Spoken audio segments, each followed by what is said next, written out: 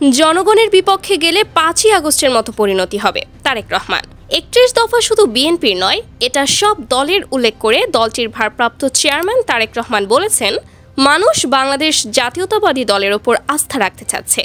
এই আস্থা নষ্টের জন্য কেউ যদি কাজ করে, তাকে দলে রাখা সম্ভব হবে না। জনগণের বিপক্ষে কাজ করলে ৫ই আগস্টের মতোই পরিণতি হবে।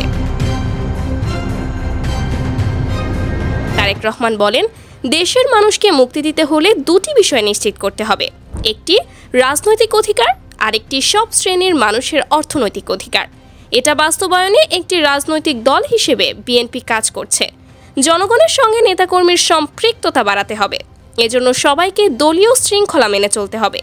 নেতাকর্মীর উদ্দেশ্যে তিনি বলেন, বিএনপি দলটি শুধু শহীদ প্রেসিডেন্ট জিয়াউর রহমান বা খালেদা জিয়ার নয়, অথবা একক কোনো ব্যক্তির নয়।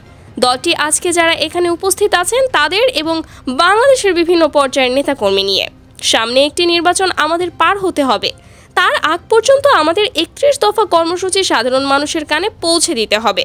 বিএনপির ভারপ্রাপ্ত চেয়ারম্যান আরও বলেন, আগামী নির্বাচনে বিএনপি জয়ী হলে ১৭ বছর ধরে যারা নির্যাতিত হয়েছেন তাদের নিয়ে সরকার গঠন করা হবে। সব ধর্মের মানুষের সমান অধিকার নিশ্চিত করা হবে, কারণ আমরা সবাই বাংলাদেশি।